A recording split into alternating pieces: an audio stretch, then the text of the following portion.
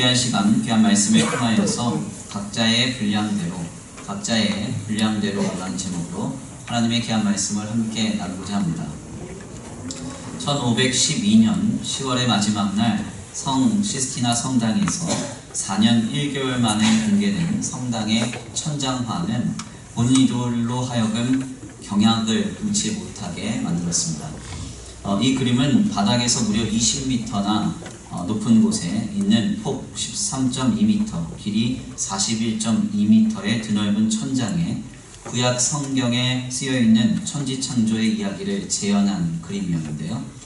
문제는 이 그림에 등장하는 300여 명도 넘는 사람들의 모습이 거의 다 알몸이거나 혹은 한두 곳만 천으로 겨우 가린 채로 나체로 그려져 있었다는 사실입니다.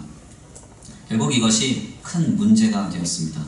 사실 당시에 성 시스티나 성당은 교황이 직접 미사를 집전하고 추기경들이 차기 교황을 산출하는 매우 중요한 장소였습니다. 그런데 그곳에 천장에 나체의 사람들이 보란듯이 그려져 있었으니 사람들은 이것을 보고 경악하였던 것입니다. 결국 이 그림은 수정하라는 명령이 떨어집니다. 그런데 당시 천재로 불렸던 이 화가는 이것을 거절했고 그의 제자였던 볼테라가 그림 속의 주요 인물들의 중요 부위를 가리는 작업을 추후에 하게 되었습니다. 이 그림이 바로 우리에게는 하나님과 태초의 인간 아담이 손가락을 맞추는 듯한 신용을 하고 있는 그림으로 잘 알려져 있는 천지창조라는 그림이고, 이 그림을 그린 사람이 우리에게 너무나도 잘 알려져 있는 유명한 화가 미켈란젤로입니다. 사실 우리는 이 그림에 대해 보통 하나님과 아담이 손가락을 맞추는 장면만 인상 깊게 기억하는데요. 한번 그 그림 보겠습니다. 이 그림입니다. 아마도 이제 많은 분들이 이 그림을 보셨거나 기억하실 것입니다. 그런데 사실 이 그림은 폭 13.2m 그리고 길이 41.2m의 그림에 극히 일부에 지나지 않습니다. 이 그림이 본래 이토록 엄청난 크기라는 것도 놀라운데요. 실상 여기에서 더 나아가 이 그림이 더욱 특별한 이유는 놀라운 신앙의 메시지를 담고 있기 때문입니다. 특별히 우리가 주목하는 그림인 하나님과 인간의 최초의 조우를 담고 있는 이 장면을 보면요, 하나님은 매우 역동적으로 아담에게 다가오시는 반면에 그 하나님과 손가락을 마주하는 아담은 매우 소극적으로 다만 앉아 무기력하게 손가락만 내밀고 있습니다.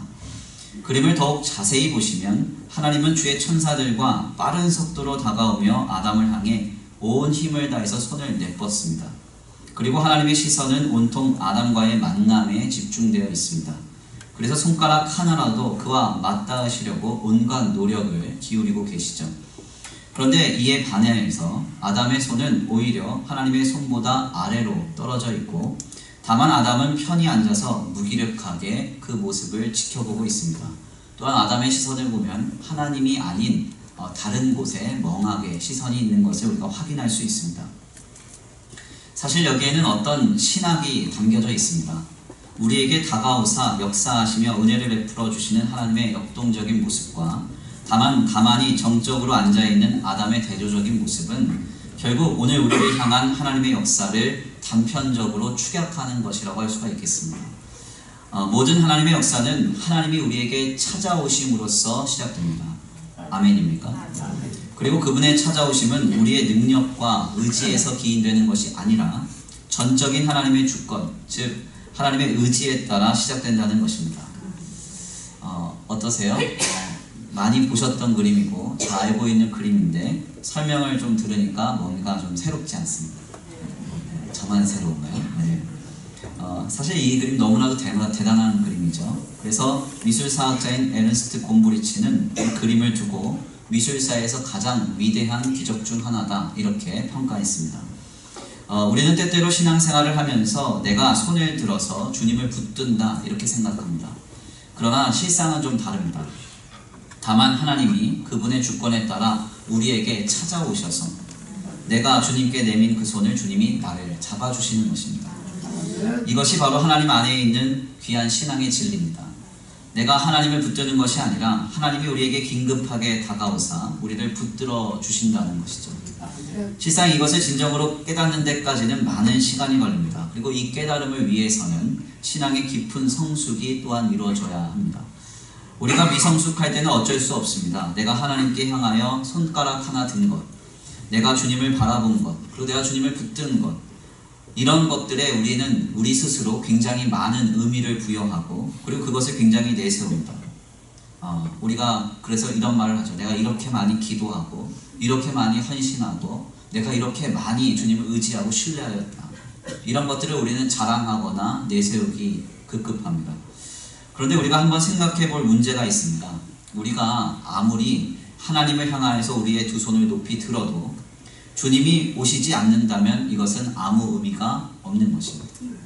내가 아무리 하나님을 바라보아도 우리 주님이 나를 바라보시지 않는다면 이 또한 역시 무의미합니다. 내가 아무리 주님을 붙든다고 해도 그 내가 붙든 것이 하나님이 아니라면 그것은 허탄한 결과일 수밖에 없습니다. 그러니까 결국 중요한 것은 무엇입니까? 하나님이 내게 먼저 오셨다는 사실이 중요합니다. 하나님이 나를 붙잡아 주셨다는 사실이 중요합니다. 내게 미리 찾아오사 역사하셨다는 그 사실이 중요하다는 것입니다. 이는 예수 그리스도 안에 있는 우리의 구원 역시도 마찬가지입니다. 우리가 예수 그리스도를 먼저 사랑했기 때문에, 하나님을 우리가 사랑했기 때문에 우리 하나님이 우리를 사랑하셔서 십자가에서 죽으사 우리를 구원하신 것이 아닙니다. 요한일서의 말씀입니다. 하나님의 사랑이 우리에게 이렇게 나타난 바 되었으니 하나님이 자기의 독생자를 세상에 보내심은 그로 말미암아 우리를 살리려 하심이라. 사랑은 여기 있으니 우리가 하나님을 사랑한 것이 아니요 하나님이 우리를 사랑하사 우리 죄를 속하기 위하여 화목제물로 그 아들을 보내셨습니다. 아멘입니다. 사랑은 여기 있으니 우리가 하나님을 사랑한 것이 아니요 우리가 하나님을 사랑한 것이 아니요 성경이 매우 분명하게 단언합니다. 하나님이 먼저 우리를 사랑하사 우리 죄를 위하여 화목제물로 예수 그리스도를 우리에게 보내셨다. 그렇게 너희를 구원하셨다. 성경은 그렇게 말하고 있는 것입니다. 즉 예수 그리스도를 통한 하나님의 놀라운 구원 앞에서도 성도인 우리는 우리 자신을 전혀 내세울 수 없습니다. 결국 우리가 여기에서 분명하게 깨닫는 것은 한 가지입니다. 모든 것은 주님이 먼저 우리에게 은혜를 베풀어 주시고 먼저 우리에게 와 주심으로 가능한 것입니다. 우리는 이것에 가장 앞서 이것에 주목해야 합니다. 그래서 성숙한 성도는 우리 입술로 늘 이렇게 고백합니다. 내가 한 것이 아니라 하나님이 하신 것입니다. 나는 하나님의 은혜가 없이는 아무것도 아닙니다. 나의 나된 것은 하나님의 은혜입니다. 이렇게 고백할 수밖에 없는 것입니다. 성도의 인생이란 바로 이러한 성숙을 이루어가는 과정입니다. 나를 위하여 먼저 일하시고 먼저 사랑하신 그 주님의 모습과 행위 그리고 그 주님의 존재를 발견하며 그 주님을 고백하는 신앙의 성숙을 이루는 여정이 바로 우리의 신앙생활이라는 것입니다. 특별히 주님은 이러한 과정 속에 있는 우리들에게 각기 그 성숙도에 알맞는 은혜와 능력과 역사를 베푸십니다. 미성숙한 자에게는요 항상 하나님과 하나님의 역사를 바르게 이해하거나 이에 바르게 반응하지 못하고 오해하게 되기 때문에 주님은 은혜 받기에 합당한 모습에 따라 성숙한 자에게 알맞는 은혜를 주시고 미성숙한 자에게는 성숙을 이루어낼 수 있는 하나님의 섭리를 베풀어 주시는 것입니다. 하나님의 역사를 보고도 바르고 건전히 해석하고 반응할 수 있는 자에게 또한 각자의 믿음의 분량에 따라 알맞게 역사하시는 하나님이 바로 우리의 주님이신 것입니다. 오늘 본문의 말씀은 바로 이러한 관점에서 우리에게 큰 깨달음을 줍니다. 오늘 본문의 말씀에서 야곱은 자신의 12 아들들을 향하여 모든 강복의 메시지를 전한 뒤에 그 내용을 평가하는 말씀이 우리에게 전해집니다. 특별히 본문은 야곱이 고대의 유대 관습대로 여호와께로 돌아가기 직전에 강복한 일에 있어서 이 강복의 내용은 한 가지가 분명하게 전제된 것이라고 말하고 있는데요. 오늘 본문 말씀 28절입니다. 우리 함께 다 같이 한번 봉독해 올려드립니다. 오늘 본문 말씀 28절입니다. 함께 봉독합니다. 시작.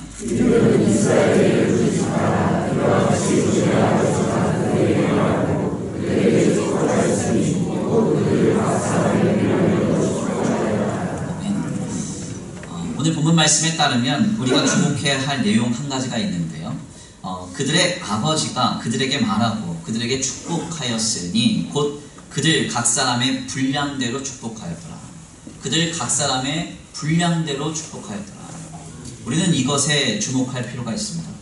오늘 본문 말씀 28절 말씀에 따르면 야곱이 자신의 12아들들을 축복할 때 분명하게 전제한 것 한 가지가 있었다 했습니다. 그것이 무엇입니까? 그것은 바로 그들 각자의 분량이었다는 것입니다. 여기서 분량이라는 히브리 말 베라카는 복을 뜻하는 말 발라크에서 온 말입니다. 사실 베라카나 발라크 모두 다 본래적으로는 복이라는 뜻을 담고 있습니다. 그러니까 베라카도 복이고요, 바라크도 복입니다. 본래적으로 단순하게 그래서 오늘 본문을 해석하자면 그냥 복 주고 복 줬나 보다 이렇게 해석할 수 있는데요. 실상 여기에는 히브리어의 문법상 베라카가 발라크 앞에 쓰임으로써 이는 바라크라는 복을 담을 만한 틀이 베라카가 됩니다. 결국 이 말을 본래적으로 깊이 숙고해 보면 각자에게 준비된 복의 틀대로 야곱이 복을 빌어주었다라고 성경이 말하고 있는 것입니다. 그래서 본문을 표준 세번역 성경은 새롭게 해석하기를 야곱이 각자에게 알맞게 강복하였다 이렇게 말하고 있습니다.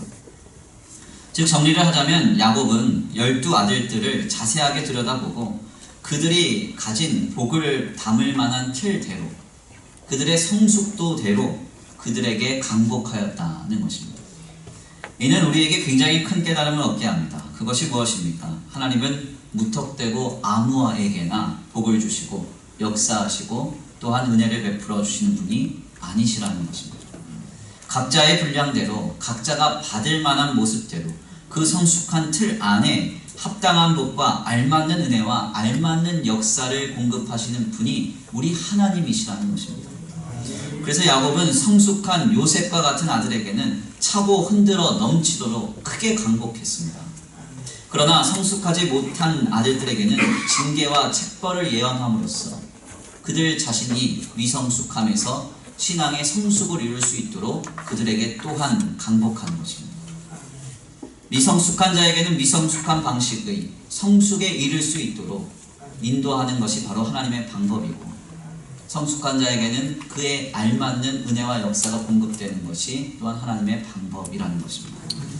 우리는 이에 대한 명확한 내용을 예수 그리스도의 부활 사건 이후의 말씀에서 분명하게 확인합니다.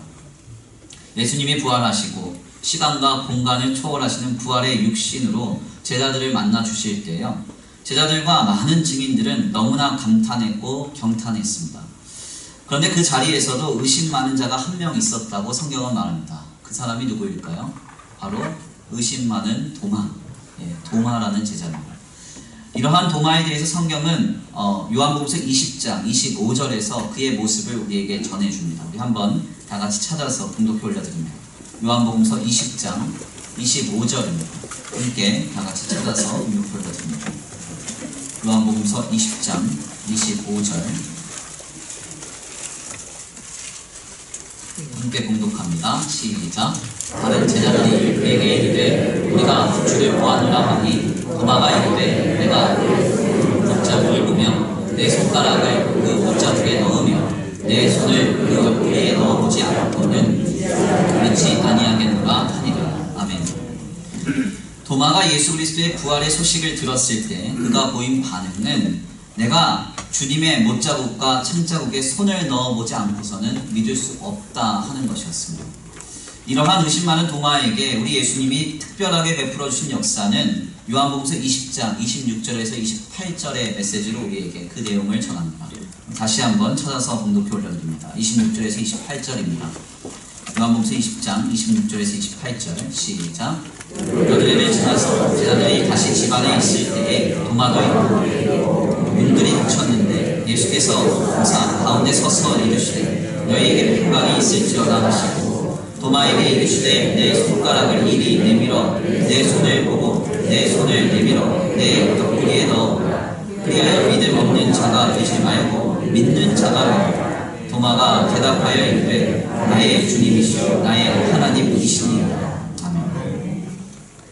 의심 많은 도마에게 부활의 주님이 베풀어 주신 역사는 친히 부활의 육체에 손을 대어보는 것이었습니다. 사도행전에 따르면 예수님 당시의 부활의 주님에 대한 증인들은 크게 120문도와 500여 증인이 있었다고 전해집니다. 그러니까 적어도 여자들까지 포함을 하면요, 한 1000여 명 이상 되는 것입니다.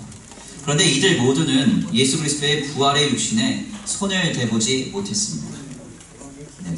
이는 실상 미성숙한 도마에게만 베풀어 주신 하나님의 특별한 은혜였습니다. 아멘입니까? 도마가 미성숙했기 때문에 주님이 특별하게 그에게 역사하신 것입니다.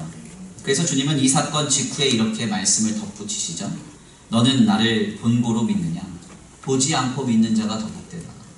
아멘입니까? 도마는 주님을 만져보고서야 부활의 주님을 믿었습니다. 어떤 제자들은 부활의 주님을 눈으로 보고서야 예수님을 부활의 주로 신앙했습니다. 성숙한 사람들은 그러나 아무것도 보지 않고 경험하지 않아도 믿을 수 있고, 그렇게 믿는 자가 주님은 더 복되다고 말씀하고 계시는 것입니다.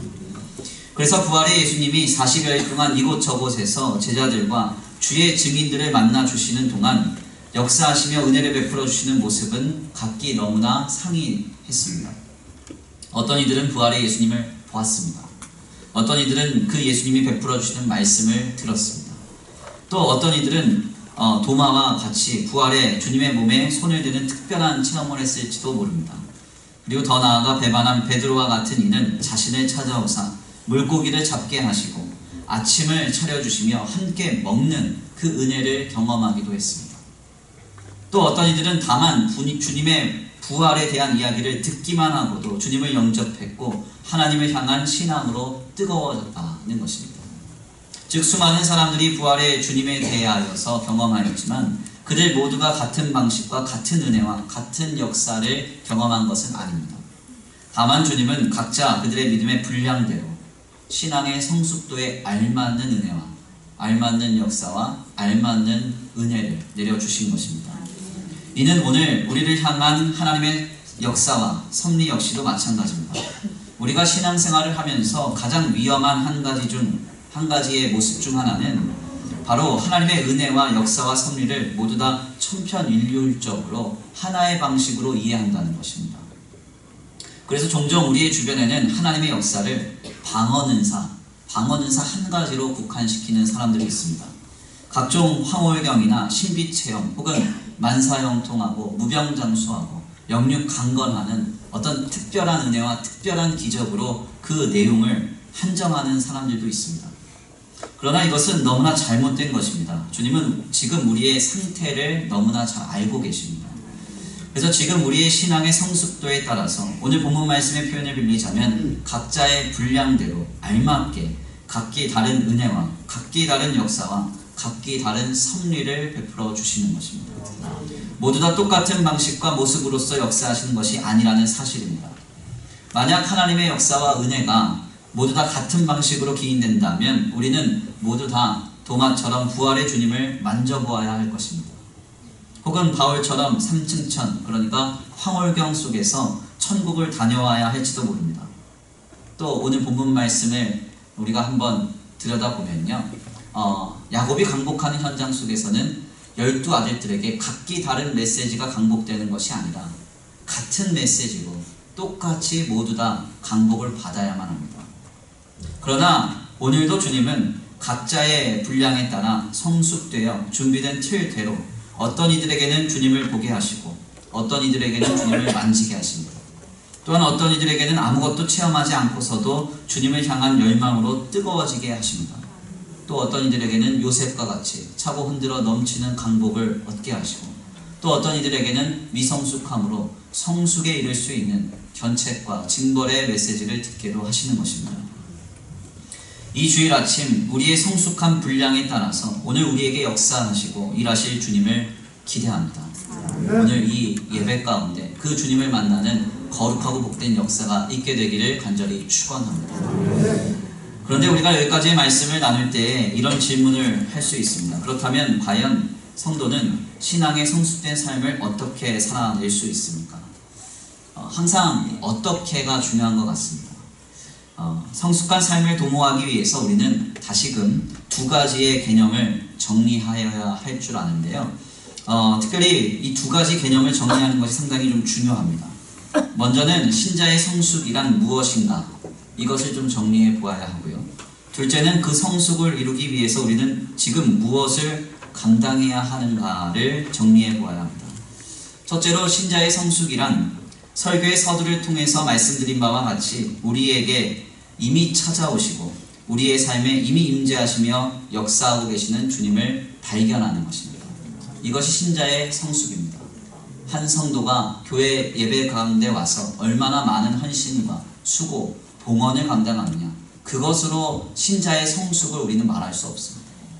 그의 삶의 현장 속에서 얼마나 하나님의 함께 하심을 고백하고 자신에게 은혜를 먼저 베푸신 주님을 고백하고 자기를 부인하고 하나님을 선포하며 나아가느냐, 이것이 바로 신자의 성숙이라고 할 수 있습니다. 예수 그리스도를 통하여 나를 구원하신 하나님은 때때로 보이지 않습니다. 때때로 들리지 않습니다. 그리고 때때로 주님이 느껴지지 않습니다. 그러나 보이지 않고 들리지 않고 잡히지 않아도 오늘 우리와 함께 하심을 믿고 바라며 그 주님의 모습을 순간순간 발견하는 그 삶의 모습과 신앙의 기치가 바로 성숙이라는 것입니다. 하나님은 늘 발견하는 자에게는 요셉과 같은 복을 하나님은 허락하십니다. 그러나 삶 속에서 전혀 하나님을 인식하지 못하고 자신이 주인인 양 살아가는 사람들에게는 시므온과 레위에게 말씀하셨던 것처럼 신앙의 성숙을 위한 견책이 전해질 것입니다. 그래서 우리는 늘 하나님을 발견하는 성숙을 이루어야 하는 것입니다. 그렇다면 두 번째로 하나님을 발견하는 성숙을 이루기 위해서 신자가 할 일은 과연 무엇일까요? 우리는 중세의 유명한 수도사였던 베네딕투스가 고안한 거룩한 성경 읽기, 렉티오 디비나를 통해서 그 해답을 찾을 수 있습니다. 거룩한 성경 읽기로 잘 알려져 있는 렉티오 디비나는 크게 4가지의 단계로 성경 읽기를 말합니다. 먼저는 렉티오이고요. 두 번째는 메디타티오입니다. 세 번째는 오라티오고요. 그리고 마지막으로는 콘템플라티오입니다. 렉티오는 성경을 먼저 읽는 것을 이야기합니다. 성경을 읽어야 된다는 거예요. 그 다음에는 이제 메디타티오입니다. 메디타티오는 뭐냐면 그 성경 읽은 내용을 연구하고 묵상하는 걸 이야기합니다. 그리고 오라티오는 그 말씀을 붙들고 기도하는 것을 의미합니다.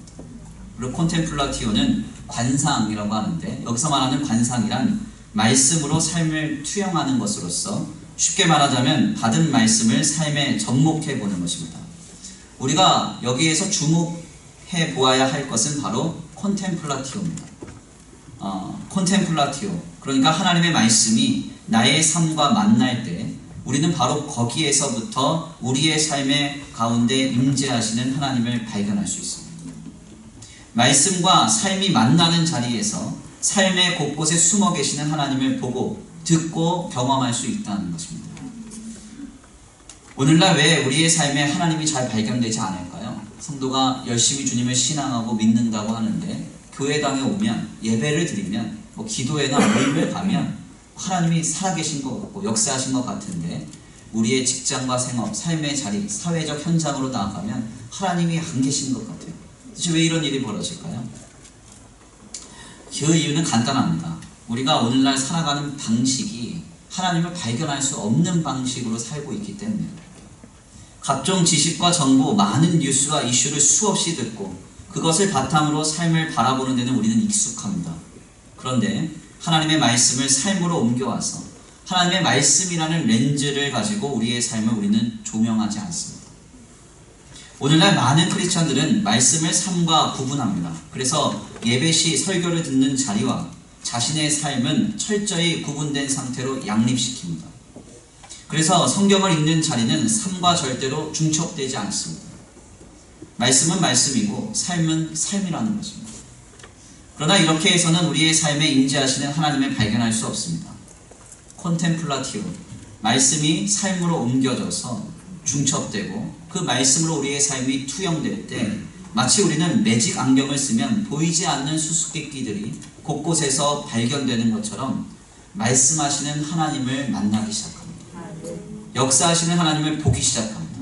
섭리하시며 은혜를 베푸시는 하나님을 발견할 수 있다는 것입니다.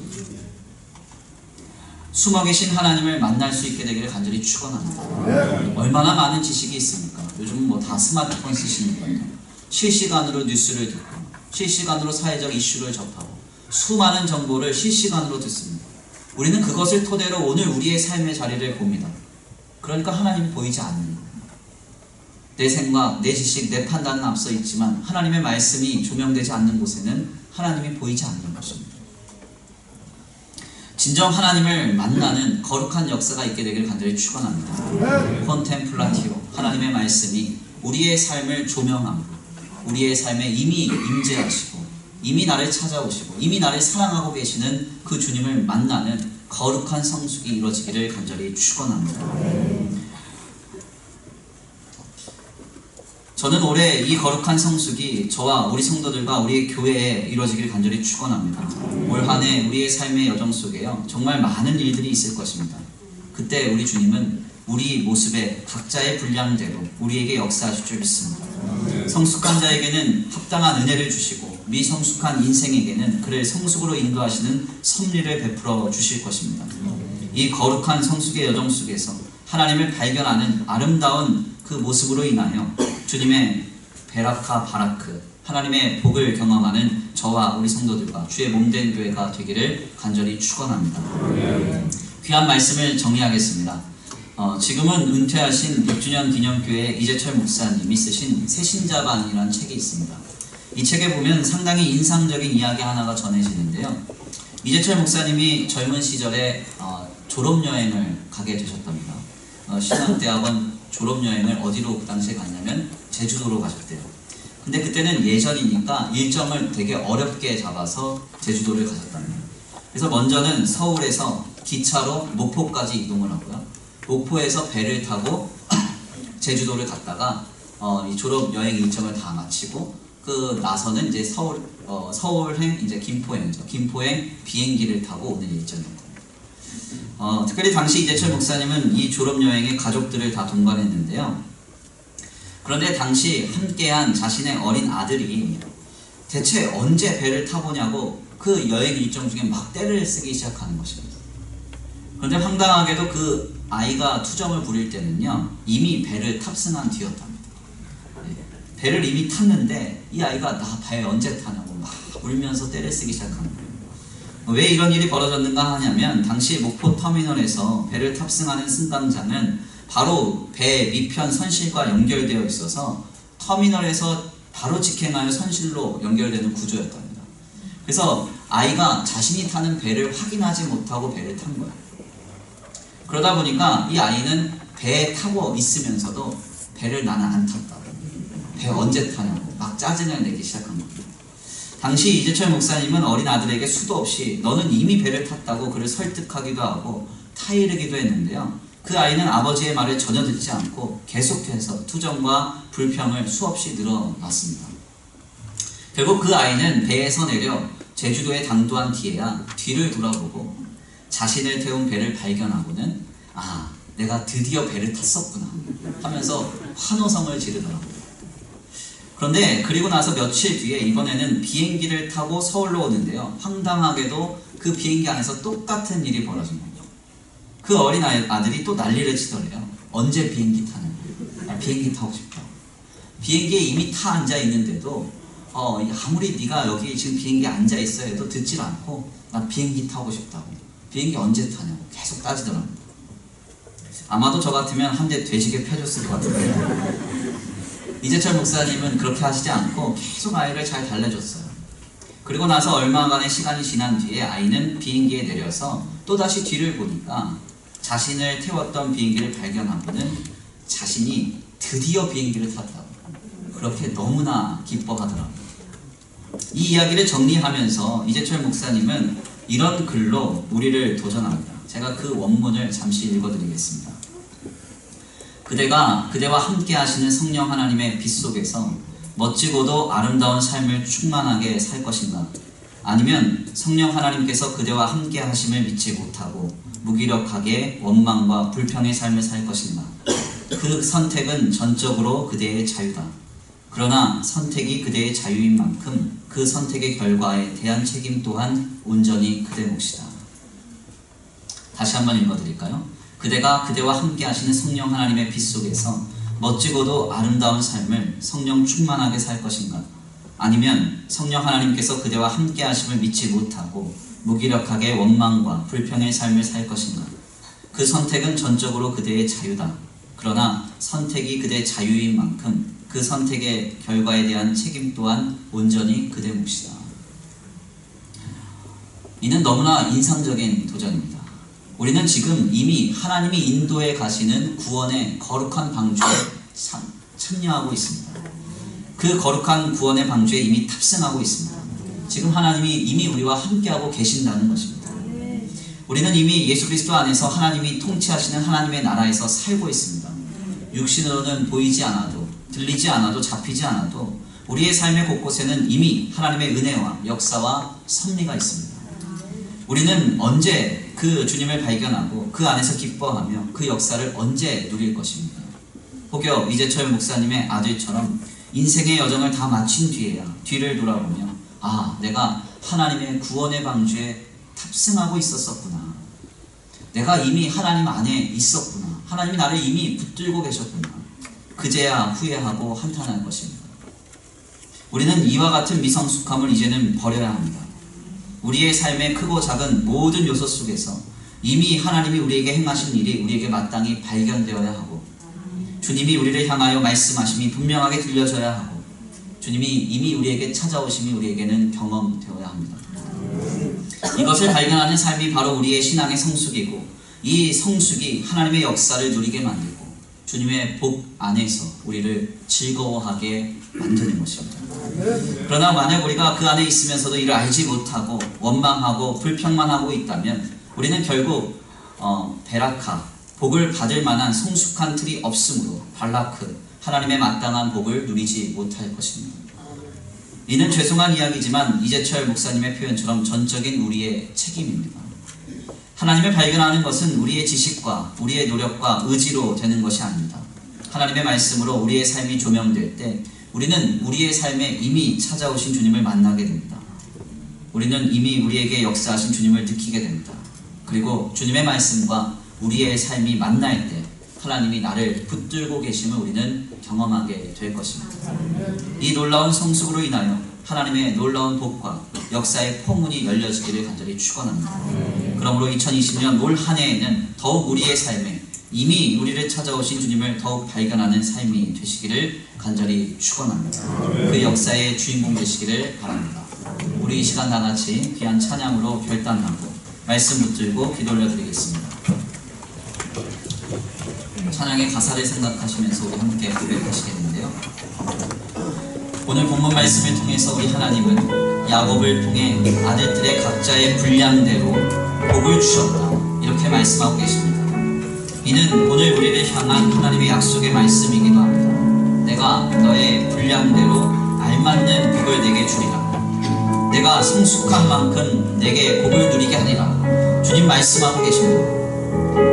이 놀라운 방복의 주인공 되시기를 간절히 축원합니다. 우리 이 시간 다같이 찬양으로 결단하겠습니다.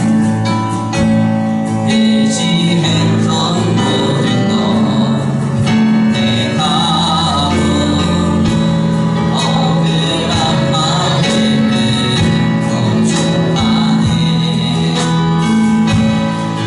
부끄러움 없이 살고 싶마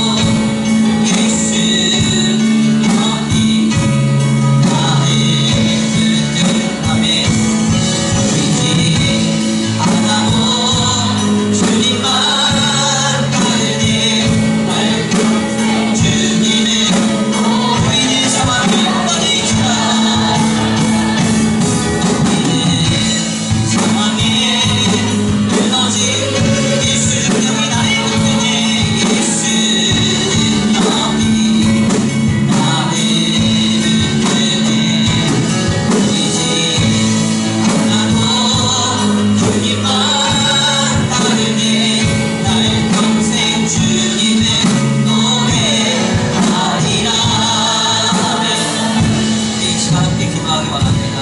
하나님, 그렇습니다. 때때로 우리의 육신의 눈으로, 육신의 감각으로는 보여지지 않고 감각되지 않지만 이미 하나님 나를 찾아오신 줄 믿습니다. 이미 나를 붙들고 계신 줄 믿습니다. 이미 나를 사랑하시는 줄 믿습니다. 이미 내게 역사하고 계신 줄 믿습니다.